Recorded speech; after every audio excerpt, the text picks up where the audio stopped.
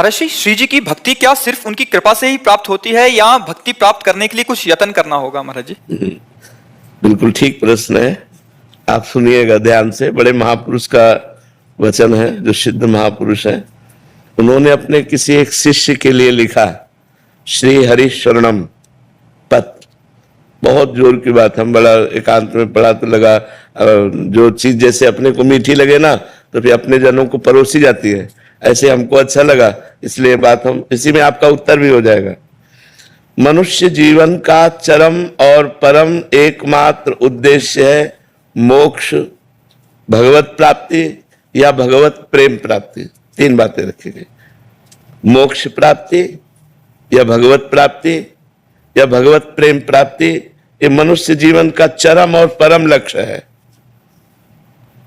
जिस मनुष्य जीवन इस महान उद्देश्य की पूर्ति की साधना में लगा दिया गया, वही मनुष्य जीवन धन्य हुआ, सार्थक हुआ, अन्यथा बेकार गया। मनुष्य जीवन में जो भी आपके पास मिला हुआ है, प्रत्येक सामग्री जैसे बुद्धि, मन, इंद्रियां, धन, परिवार, समय, विद्या, विवेक, ये सब केवल भगवत प्राप्ति के लिए मिला है। मनुष्य जीवन में आपको जो कुछ भी मिला हुआ है वो केवल भगवत प्राप्ति के लिए मिला हुआ है। तो आपको पूरा प्रयत्न करके इन सब का प्रयोग भगवत प्राप्ति के लिए ही करना चाहिए। यही मनुष्य जीवन की सार्थकता है। अब भगवत प्राप्ति के लिए इनका हम प्रयोग क्या करें? मन, बुद्धि, धन जो भी हमें मिला है, तो बोले मन से निरंतर श्री भगवान के नाम का, रूप का, गुण का चिंतन करो। वाणी से भगवान के नाम का कीर्तन करो, भगवान की लीला कथा को कहो, गाओ। और शरीर से जितने भी कार्य होते हैं, जो भी कार्य होते हैं, वो सब भगवान की हम पूजा कर रहे हैं, ऐसी भावना से उस कर्म को भगवान को समर्पित कर दो। प्राणी मात्र में, चाहे वो स्त्री हो या पुरुष हो, जड़ हो या चैतन्य हो, सब में भगवान है। ऐसी भावना से अच्छी तरह जो तुम्हारे सामने आ जाए उसकी सेवा करो। जो तुम्हारे सामने आ जाए अच्छी तरह सेवा करो। जैसे कोई आपसे बात पूछ रहा है तो बहुत अच्छी तरह उत्तर दीजिए। कोई बीमार है, हो सके तो आप उसकी अच्छी सेवा कीजिए। सब में भगवान विराजमान है। कोई प्यासा है, पानी ला के दे दिया। हम यात्रा में जा रहे हैं, बैठे हैं हम अपने सीट पर, रिजर्व सीट है, लेकिन कोई हमें वृद्ध दिखाई दे रहा है, हम खड़े हो जाते हैं, उसे बैठा देते हैं। सब में भगवत भावना करके कि हमारे भगवान सब जीवों में विराजमान है। जहां जैसी जिसको आवश्यकता हो अच्छी तरह से सेवा करो।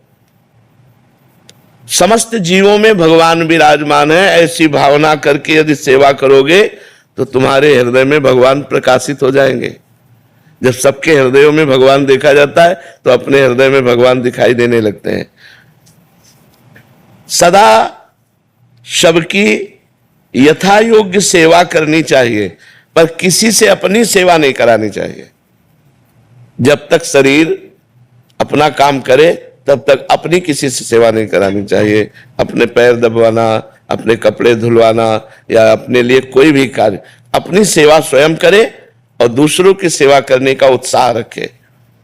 सदा सबकी यथा योग्य सेवा करनी चाहिए, अपनी सेवा नहीं करानी चाहिए। अगर भगवत प्राप्ति करना है तो मान देना चाहिए, दूसरों से मान लेना नहीं चाहिए। सत्कार करना चाहिए, दूसरे से सत्कार कराने की इच्छा नहीं रखनी चाहिए। अपने लिए जो कुछ प्राप्त हुआ है उसमें से दूसरों के लिए, जैसे अपने को 100 रुपया प्राप्त हुए, धर्म से प्राप्त हुए, तो हम 90 रुपया अपने परिवार और अपने लिए खर्च, 10 रुपया हम कहीं गौ सेवा, संत सेवा, बीमारों की किसी की सेवा में लगा दे। दूसरों को उदारता पूर्वक अपनी वस्तु का प्रयोग कराना चाहिए। उदारता पूर्वक अपने पास 4 रोटी है, 1 रोटी ली, चिड़िया, गाय, कुत्ता किसी को दे दिया। ये रोज का नियम रखना चाहिए। अपने पास जो कुछ है सब भगवान का है, ये जान करके भगवान ही मेरे सामने इस रूप में आए हैं और उनकी ही दी वस्तु उनको हम दे रहे हैं। इसमें मेरा कोई कहीं भी किंचन मात्र अभिमान जागृत नहीं होना चाहिए कि मैंने किसी को वस्तु दी। भगवान की दी वस्तु भगवान को ही दे। तो दीयम वस्तु गोविंदम तो ब्रह्मेव समर्पय। बहुत सुंदर बात है, अध्यात्म की है। अगर हम दूसरों का उपकार करते हैं, दूसरों को वस्तु देते हैं, दूसरों की सेवा करते हैं, तो हमें नम्रता बढ़नी चाहिए, अभिमान नहीं। नम्रता बढ़नी चाहिए, अभिमान नहीं। हमने उनको ये दिया, हमने वो सेवा की, हमने इतने बीमारों की सेवा, एक तरह का अहम पुष्ट हो जाता है इसमें भी।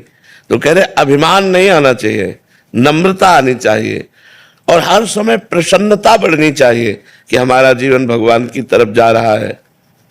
किसी को कोई वस्तु देकर उसके बदले में लेने की कोई कामना नहीं होनी चाहिए, कुछ भी नहीं। आपकी वस्तु थी, आपको दे दिया हमें, हे भगवान तो दियम वस्तु गोविंदम तो ब्रह्मेव समर्पय। कुछ बदले में लेने की चाह नहीं होनी चाहिए। अपने लोगों की चाह होती है, इतनी तो होती है कि वो मुस्कुरा के हमको धन्यवाद कहे। संसार के भोगों में सुख है, ये बात धीरे धीरे मिटा दो। अगर भगवत प्रेम प्राप्त करना है, मोक्ष प्राप्त करना है या भगवत प्राप्ति करना है, ये धारणा जब तक नहीं मिटेगी तब तक संसार के भोग हमें आकर्षित करेंगे और वो क्रियाएं बनेंगी जिससे भगवत विमुक्ता रहेगी, न भगवत प्राप्ति होगी न मोक्ष। इसलिए संसार में सुख है, ये धीरे धीरे धारणा हटाओ। भगवान के नाम में सुख है, भगवान की लीला में सुख है, भगवान के गुणों में सुख है, भगवान के धाम में सुख है, ऐसी भावना करो। ये संसार दुखालय भगवान ने कहा है। इसमें सुखों की लेबिल लगा के दुख बिकता है, लगता है सुख है लेकिन होता दुख है। असुखम दुखालयम दुख योनयः, ये शब्द संसार के लिए कहे गए। असुखम, इसमें सुख नहीं है। दुखालयम, ये दुख का आलय है। दुख योनया, इसमें जो भी भोग भोगोगे परिणाम में दुख ही प्राप्त होगा। इस विचार से भगवान में सुख है, ये अंदर भावना बैठा लो, तभी भजन बनेगा। नहीं तो जिसका सुख बुद्धि संसार में होती है तो वही मन जाता है, वही चिंतन जाता है, भजन नहीं बनता। दूसरों के अधिकार को मत छीनो, दूसरों के कर्तव्य की रक्षा करो और अपने कर्तव्य का पालन करो। इंद्रियां बहिर्मुख मत रखो, अंतर्मुख रखो। सावधानी पूर्वक निरंतर भगवान का नाम जप करो। मन में प्रमाद मत लाओ, नाम जप करो। सदा उसको जबरदस्ती भगवत चिंतन में लगाए रखो मन को। मन के द्वारा जिसका भगवान नाम जप होता है, शरीर के द्वारा जिसकी भगवत सेवा होती है, वो निश्चित भगवत प्राप्त हो जाता है। आसक्ति, कामना, ममता और अहंकार, इसी से पाप और दुख बनते हैं। किसी भोग में आसक्ति, किसी व्यक्ति में आसक्ति, कोई भोग की कामना, किसी पद की कामना, धन की कामना, परिवार की ममता, शरीर का अहंकार, विद्या का अहंकार, धन का अहंकार, इन्हीं से पाप बनते हैं। अतएव बहुत सावधानी पूर्वक संसार की आसक्ति, कामना, ममता और अहंकार का भगवान नाम जप और सत्संग के द्वारा इनका नाश कर दो। इनका नाश करने की साधना करनी चाहिए। हमारी कामना नष्ट हो जाए, हमारा अहंकार नष्ट हो जाए, हमारी ममता नष्ट हो जाए, हमारी आसक्ति नष्ट हो जाए, ये सब कुछ नष्ट हो जाएगा भगवान के नाम जप से। कामना भगवत प्रेम की करो कि हे भगवान आपसे हमें प्रेम हो जाए, हे भगवान आप हमें मिल जाओ। ममता केवल भगवान के चरणों में करो। अहंकार इस बात का करो कि मैं भगवान का हूं, मैं भगवान का दास हूं, मैं भगवान का सखा हूं, भगवान मेरे पिता, मैं उनका पुत्र हूं, भगवान मेरे स्वामी, मैं उनका सेवक हूं। ऐसी ये जो दूषित आसक्ति है, कामना है, ममता है, अहंकार है, जब तक इसका नाश नहीं होगा तब तक ना भगवत प्रेम प्राप्त होगा, ना मोक्ष प्राप्त होगा, ना भगवत प्राप्ति होगी। धन, पद, स्वास्थ्य, ऊंची जाति में जन्म लेना, विद्या लेना, विद्वान होना, ये सब अहंकार पैदा करते हैं। जिनमें अहंकार ना हो और अपने को सबसे छोटा समझे, ये होने पर भी वो भगवत प्राप्त हो जाएगा। किसी भी प्राणी से कभी द्वेष तो करो मती, तुमसे जो द्वेष करे उससे मित्रता का व्यवहार करो। बड़ा कठिन है भगवत प्राप्ति का मार्ग। किसी भी प्राणी से द्वेष करो मती, वो तुमसे द्वेष करे तो तुम मित्रता का व्यवहार करो। वो हमसे द्वेष कर रहा है और हम उससे मित्रता का व्यवहार करें, तभी भगवत प्राप्ति होगी, तभी भगवत प्रेम प्राप्त होगा। जब तुम्हें दुख दे, ये बिल्कुल उल्टा है। जब तुम्हें कोई दुख दे तो करुणा में भगवान का मंगल विधान समझो, हमारे पाप नष्ट हो रहे हैं। और बन जाए तो उसको सुख देने की चेष्टा करो जो तुम्हें दुख दे रहा है। करत जे अनसहन निंदक जिन्हों पे अनुग्रह कियो। देखो शरीर से प्राण कब चले जाए पता नहीं, इसलिए पूरी तैयारी कर लो जिससे इसी जन्म में जितना हमारा जीवन है इसी में भगवत प्राप्ति हो जाए।